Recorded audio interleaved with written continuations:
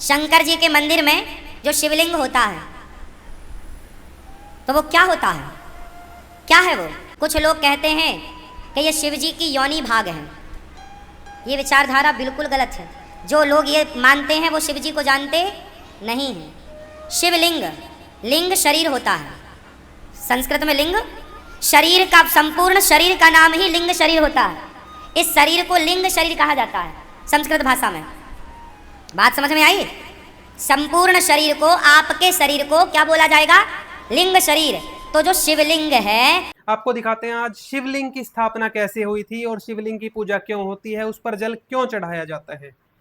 बहुत लोग विरोध भी करते हैं। एक किताब है अंध भक्ति श्रद्धा खतरा ए जान, और दूसरी मेरे पास है ज्ञान गंगा। दोनों में समानता क्या है? इन दोनों में समानता यह है कि दोनों का जो लेखक है वो रामपाल महाराज है। आप अपना फॉर्म भरते होंगे, उस फॉर्म में एक जगह लिखा होता है लिंग। क्या लिखते हैं उसमें? स्त्री या पुरुष, मेल या फीमेल, यही लिखते हैं ना।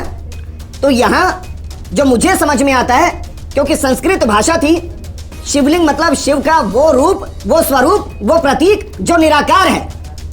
क्योंकि शिव जी को हम दो रूप में पूजते हैं, एक साकार जिनके हाथ में त्रिशूल है, गले में नाग है, सिर पर चंद्र है और त्रिपुंड लगे हुए हैं, और दूसरा उनका निराकार रूप, वो रूप जिसको हम कभी देख नहीं सकते। फर्स्ट इंडिया इस प्रोग्राम को क्यों कर रहा है? मैं धन्यवाद देता हूं फर्स्ट इंडिया इसलिए कर रहा है क्योंकि जब हमने प्रोग्राम किया तो 25 लाख से ज्यादा लोग इसके समर्थन में थे सर, और वो कोई और नहीं थे, वो हिंदू थे।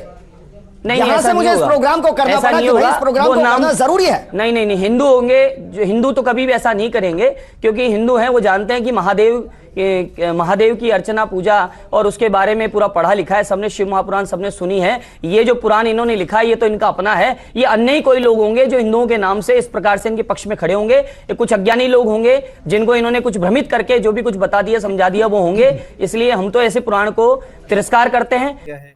ये पुस्तक है अंधश्रद्धा भक्ति खतरा ए जान। हमारे गुरुजी संत रामपाल जी महाराज जी ने ये टॉपिक दिया है कि शिवलिंग की पूजा कैसे हुई। शिवलिंग की पूजा अंधश्रद्धावान करते हैं, जो शर्म की बात तो है ही, परंतु धर्म के विरुद्ध भी है, क्योंकि गीता व वेद शास्त्रों में कहीं नहीं लिखी है। ये देख लो, ये जी शिव का लिंग गुप्त अंग का चित्र है, और ये स्त्री के गुप्त अंग का चित्र है जिसमें शिवलिंग प्रविष्ट है। ये स्त्री का गुप्त अंग है, ये पुरुष का गुप्त अंग है। इसी को शिवलिंग की पूजा कह के समाज में चलाया हुआ है। इस चीज का बहुत सारे अनजान लोग विरोध करते हैं कि संत रामपाल जी महाराज जी ने ऐसी बात क्यों बोली। आज आपको शिव पुराण से प्रमाणित करते हैं कि ये कथा किस प्रकार घटित हुई थी। ये देखिए, शिवलिंग की कथा आज आपको दिखाते हैं। शिव महापुराण, कोड नंबर 2224, गीता प्रेस गोरखपुर, और ये द्वितीय खंड है। इसमें संस्कृत भी साथ में दी हुई है, तो आपको डिटेल में जानकारी मिलेगी। ये देखिए, इसमें 12 अध्याय है कोटि रुद्र संहिता का। हाँ जी। ऋषियों के अपने सवाल जवाब चल रहे थे, तो ऋषि बोले, आपने पूर्व में कहा था कि लोक में सभी जगह शिवलिंग की पूजा होती है। क्या वह लिंग होने के कारण ही पूजित है अथवा कोई अन्य कारण है? अच्छा। हाँ, और इसमें लिंग का अर्थ आपको बता दूं, जो ये लिंग का अर्थ पूछ रहे हैं वो गुप्त अंग ही है। आपको कथा में भी क्लियर हो जाएगा। ये देखिए, शिव जी का लिंग का तो एक चिन्हित माना गया, उनका एक प्रतीक माना गया, तो आप गुप्तांग कैसे बोल रहे हैं? आप पूरी कथा पढ़िए, आपको खुद ही समझ में आ जाएगा। आज तक नकली धर्मगुरुओं ने कथा छुपाई हुई है। ये देखिए, इसमें कोटि रुद्र संहिता में आप आइए, पेज नंबर आप आगे 237 पे। शिव वल्लभा पार्वती लोक में बाण लिंग रूपा कही जाती हैं। अच्छा। हे सूत जी, इसका क्या कारण है? इस विषय में आपने जैसा सुना है वैसा कहिए। अब सूत जी बोले, पूर्व काल में दारू वन में ब्राह्मणों के साथ जो घटना घटी उसी को आप लोग सुने। ये दारू एक वन का नाम है, उसमें ये कथा हुई। जो दारू नामक श्रेष्ठ वन है, वहां नित्य शिव जी के ध्यान में तत्पर शिव भक्त ब्राह्मण रहा करते थे। शिव जी के भक्त थे वहां पे। हे मुनीश्वरों, वे तीनों कालों में सदा शिव जी की पूजा करते थे और नाना प्रकार के स्तोत्रों से उनकी स्तुति किया करते थे। शिव जी की भक्ति करते थे पूरे दिन। ये शिव ध्यान में मग्न रहने वाले वे शिव भक्त श्रेष्ठ ब्राह्मण किसी समय समीधा लेने के लिए वन में गए हुए थे। वन में कुछ वस्तु लेने गए हुए थे। यज्ञ वगैरह में इनको वस्तुओं की जरूरत पड़ती है। इसी बीच उन लोगों की परीक्षा लेने हेतु साक्षात नील लोहित भगवान शंकर विकट रूप धारण कर वहां आए। शंकर जी वहां पे प्रकट हुए। अब देखना आप किस रूप में। वे दिगंबर, बिना कपड़ों के। अच्छा। हाँ जी, भस्म रूप विभूषण से विभूषित तथा महातेजस्वी भगवान शंकर हाथ में तेजोमय लिंग को धारण कर विचित्र लीला करने लगे। अपने गुप्त अंग को हाथ में लेकर शिवजी विचित्र लीला कर रहे थे। उन्हें देखकर ऋषि पत्नी अत्यंत भयभीत हो गई और अन्य स्त्रियां विह्वल तथा आश्चर्यचकित होकर वहां चली आई, शिवजी के पास आ गई, जिस रूप में भी वो थे। कुछ स्त्रियों ने हाथ पकड़कर आलिंगन किया। कुछ स्त्रियां आपस में आलिंगन करने के कारण अत्यंत मोहविवल हो गई, वो आपस में चिपटने लगी। अब देखना आगे। इसी समय सभी ऋषिवर वन से समिधा लेकर आ गए और वे इस आचरण को देखकर उसे समझ नहीं सके और दुखित तथा क्रोध से व्याकुल हो गए। समस्त ऋषिगण दुखित हो आपस में ये कहने लगे, यह कौन है, यह कौन है। जब उन दिगंबर अवधूत ने कुछ भी नहीं कहा, शिवजी कुछ नहीं बोले। दिगंबर फिर लिखा है, देख लो, दिगंबर अवधूत मतलब बिना कपड़ों के थे। तब उन महर्षियों ने भयंकर पुरुष का रूप धारण किए हुए शिवजी से कहा, हे अवधूत, तुम वेद मार्ग का लोप करने वाले यह विरुद्ध आचरण कर रहे हो। भाई भगवान ने वेद ज्ञान देके सृष्टि में एक सभ्य समाज तैयार करवाया है, ठीक है, आप उसको मिटा रहे हो। क्यों बिना कपड़ों के घूम रहे हो, किसी की स्त्रियों के पास आ गए हो बिना कपड़ों के।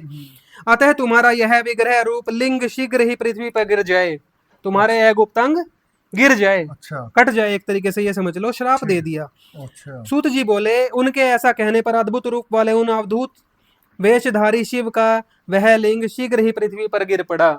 उनका गुप्तांग टूट के कट के गिर गया। यस, श्राप लग गया जी उनको, ऋषियों का। अब आप ये भी देख लेना कि क्या पूर्ण परमात्मा को किसी ऋषि का श्राप भी लग सकता है। तो यहाँ भी सिद्ध हो रहा है, तो नहीं लिख सकता है भगवान ये देखो को। ये देवता हैं, इनको लग जाते हैं। अग्नितुल्य उस महेश्वर लिंग ने सामने स्थित सभी वस्तुओं को जला डाला। अब क्योंकि ये एक देवता हैं, शक्तिशाली हैं, तो इनके लिंग में उस टाइम आग लग गई। ये देखो, और चीजों को जलाने लगी। वह फैलकर जहां जहां जाता सब कुछ भस्म कर देता। वह पाताल में तथा स्वर्ग में भी वैसे ही गया, वह पृथ्वी पर सर्वत्र गया और कहीं भी स्थिर न रहा, क्योंकि एक देवता के शरीर का अंग था, ठीक है, किसी आम आदमी का नहीं था। तो इसमें अलग विचित्र लीलाएं होने लगी।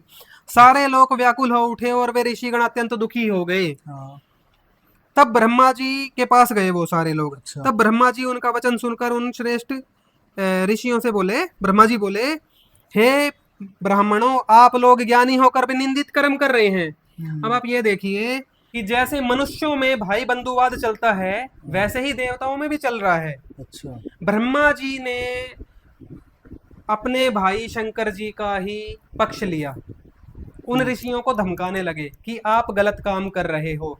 जबकि आप खुद सोचिए कि शंकर जी जिस वेश में गए थे और जो लीला वहां पे कर रहे थे उनकी पत्नियों के साथ, वो कहाँ तक शोभा देती है। और यहाँ ब्रह्मा जी अपने भाई का ही पक्ष ले रहे हैं। तो ये पक्षपात ऊपर से ही चल रहा है जी। आइए आगे दिखाते हैं आपको। बहुत ठीक है। आप लोग ज्ञानी होकर भी निंदित कर्म कर रहे हैं, तो यदि अज्ञानी लोग ऐसा करें तो फिर क्या कहा जाए। इस प्रकार सदाशिव से विरोध करके भला कौन कल्याण की कामना कर सकता है। क्यों, इनको पता है इनके जो भाई हैं छोटे शंकर जी, वो क्रोधी हैं। तो कह रहे अब आपका कौन भला करेगा।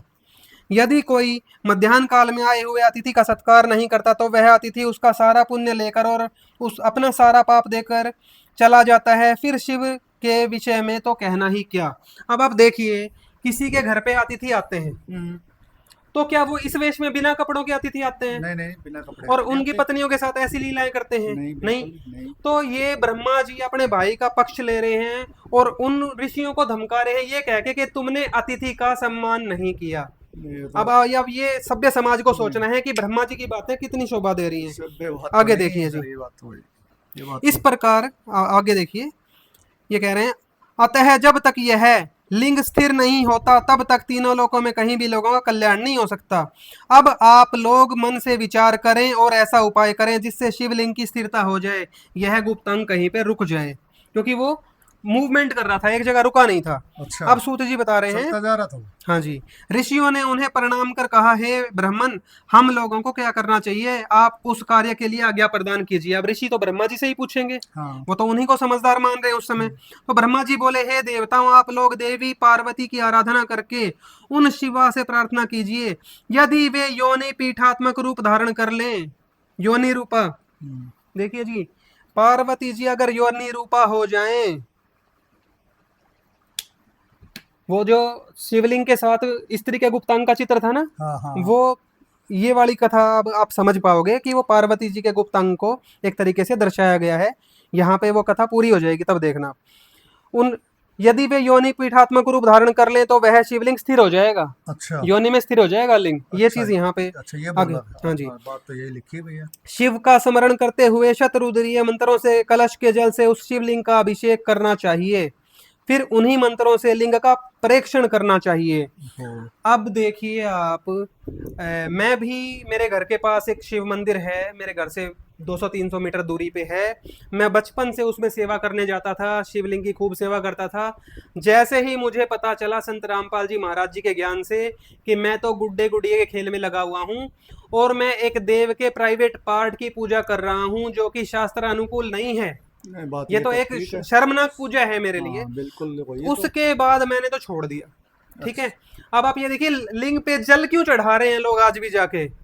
उस हाँ, समय तो- उस लिंग में आग लगी हुई थी, अच्छा तो मंत्रित करके जल उस पे डाल के वो आग बुझाई गई ये थी। बात सही कही और आपने। आज तक लोग उस आग को ही बुझा रहे हैं क्या? बिल्कुल ये बिल्कुल, चीज लोगों को यही- खुद विचार यही करनी महसूस है हो रहा है उस चीज़ से कि तो। वो घटना उस स्थान पे उस समय हुई थी दारूवन के अंदर ऋषियों के साथ, हाँ। पर आज कहीं कोई आग नहीं लगी हुई। फिर भी ये धर्म गुरु हमें बताते हैं एक लोटा जल सब समस्याओं का हल, पाखंड में हमें फंसा रहे हैं। आगे पढ़िए आप कथा। भाई ये तो बात सही बताई आपने कि ठीक आज है, भी आग कहाँ लग जल रही है क्यों तो। चढ़ा रहे हैं देख लिया आपने। बिल्कुल। इसके बाद योनि रूपा गिरिजा तथा उत्तम बाणलिंग को स्थापित कर उस प्रतिष्ठित शिवलिंग को पुनः अभिमंत्रित करना चाहिए और कहें कि हे महेश्वर आप शांत हो जाएं। ये देख, हे ऋषियों इस प्रकार का अनुष्ठान करने पर शिवलिंग अवश्य स्थिर हो जाएगा। ये उस समय की बात थी, ये भी ध्यान रखना। उस समय आग लगी हुई थी तब जल डालने गए थे वो। फिर इस त्रैलोक्य में किसी भी प्रकार का उपद्रव नहीं होगा और सदा सुख होगा। सूत जी बोले, फिर वे ब्राह्मण तथा देवता पितामह ब्रह्मा जी को प्रणाम कर सभी लोगों को सुखी बनाने की इच्छा से उन शिव जी की शरण में गए। पहले तो इनको पता ही नहीं था कि वो जो बिना कपड़ों के जो पुरुष आया था उनकी स्त्रियों के साथ जिसने वो घटना करी वो थे कौन, उन्होंने श्राप दे दिया। अब ब्रह्मा जी से उनको पता चला कि वो ब्रह्मा जी के छोटे भाई शंकर जी थे। हाँ, ये अब शंकर जी के पास गए ये लोग। उन लोगों ने परम भक्ति से सदाशिव की पूजा एवं प्रार्थना की। तब प्रसन्न होकर महेश्वर ने उनसे कहा, महेश्वर बोले, यदि यह शिवलिंग योनि पीठात्मिका भगवती महाशक्ति के द्वारा धारण किया जाए तभी आप लोगों को सुख प्राप्त होगा। हाँ, ये बिल्कुल सही शंकर बात है। जी भी क्यों यही ऐसा कह रहे हैं कि सिर्फ महादेवी पार्वती जी ही मेरे लिंग को धारण कर पाएंगी और वो भी योनि में। ये देखो आप समझ लेना इस चीज को, ये शिव लिखा हुआ है जी। लिखा है तो बिल्कुल लिखा है। पार्वती के अतिरिक्त अन्य कोई भी मेरे इस स्वरूप को धारण करने में समर्थ नहीं है। उन महाशक्ति के द्वारा धारण किए जाने पर शीघ्र ही मेरा यह निष्कल स्वरूप प्रशांत हो जाएगा। ये शंकर जी ने भी सेम उनको बताया जो ब्रह्मा जी ने बताया था। देवताओं और ऋषियों ने ब्रह्मा को साथ लेकर पार्वती की प्रार्थना की और पार्वती तथा शिव को प्रसन्न करके पूर्वोक्त विधि संपादित कर उत्तम लिंग स्थापित किया। उसके बाद योनि में लिंग स्थापित किया, जो क्योंकि पूर्वोक्त विधि तो वही थी जो ऊपर बता दी गई है, वही विधि हुई। फिर देवताओं तथा ऋषियों ने धर्म की रक्षा के लिए शिव तथा पार्वती को प्रसन्न किया, तब यह क्रिया हुई। तब शिव जी प्रसन्न हो गए और जगदम्बा पार्वती भी प्रसन्न हो गई। इसके बाद उन पार्वती ने उस शिवलिंग को पीठ रूप से धारण कर लिया, योनि रूप से धारण कर लिया। हे द्विजों, तब शिवलिंग के स्थापित हो जाने पर लोगों का कल्याण हुआ और वह शिवलिंग तीनों लोकों में प्रसिद्ध हो गया। सही बात है भाई ये तो। अब भाइयों आपने सोचना है ये चीज, बहनें भी जाती हैं मंदिरों में, जब उनको ये सच्चाई पता चलेगी कि वो एक देवता के प्राइवेट पार्ट का, गुप्त अंग का ही वहां पे पूजन करके आ रही हैं, तो उनको कैसा लगेगा। हमारे धर्म गुरुओं ने बिल्कुल भी ज्ञान ग्रहण नहीं किया। आज संत रामपाल जी महाराज सच्चा ज्ञान बता रहे हैं पुराणों से, वेदों से, गीता से, तो वो विरोध कर रहे हैं। कोई बात नहीं, थोड़े दिन ये करेंगे, पर आज समाज शिक्षित है। केवल तत्वदर्शी संत रामपाल जी महाराज ही पूर्ण मोक्ष की साधना बताते हैं। इसके अलावा जो देवी देवताओं की साधना में आपको लगाकर आपका जीवन नष्ट कर रहे हैं, उन गुरुओं से बचो, उनसे सवाल करो। और आज समाज शिक्षित है, अब इन पाखंडियों के जाल में नहीं फंसेगा। अब तत्वदर्शी संत रामपाल जी महाराज जी की शरण में आइए, अपना मोक्ष करवाइए।